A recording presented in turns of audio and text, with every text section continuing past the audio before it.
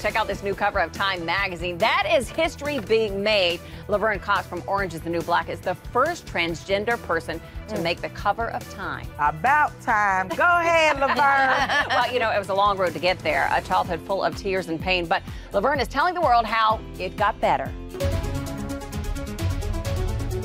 I am a black trans woman from Alabama. You know, it feels so unreal. You watch her move in the Time photo shoot. Laverne is proud, she is strong, and she completely owns the person she is. That, along with the more than 85,000 Twitter followers she's gotten for her confident Netflix role, is why Laverne is the perfect face for what Time calls the transgender tipping point. I'd like to think that we're at a tipping point. I think what really needs to happen in terms of full acceptance of transgender people is everyone thinking about gender differently. Everyone thinking that what someone is assigned at birth isn't necessarily destiny. Listen, Doc, I need my dosage. I've given 5 years, $80,000 and my freedom for this. I'm finally who I'm supposed to be. Like her character, Sophia, Laverne also made her transition when she was an adult. But the road to understanding and accepting that she was born as a he was much more difficult. Cox joins Jane Lynch, Tim Gunn, and others who tell their story on the web series, It Got Better. This is how it got better. This is how it got better. And this is how it got better. I think the biggest thing for me as a kid is I thought that my mother would not love me because I acted this way. And oh gosh, I don't want to cry. I thought that she wouldn't love me because of who I was authentically. And I began to feel at a very early age that I had to change who I was to get love.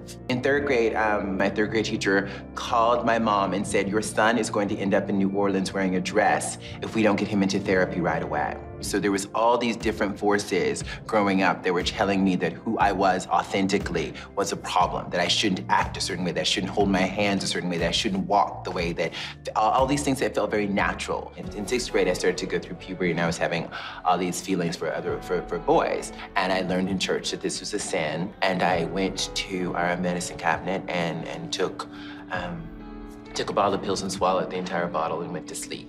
After I woke up, I was really upset that I was still alive. I was really devastated that I had to go on being who I was. Well, you can see all of Laverne's story on lstudio.com June the 11th. Today, confident and secure in who she is, Laverne is using her status as a public figure to help all transgendered people fight for their equal place in society. For me, it got better really when I started to love myself more and really do the work. How do you deal with it? How do you handle it? How do you have a strong sense of who you are and of your own self-worth?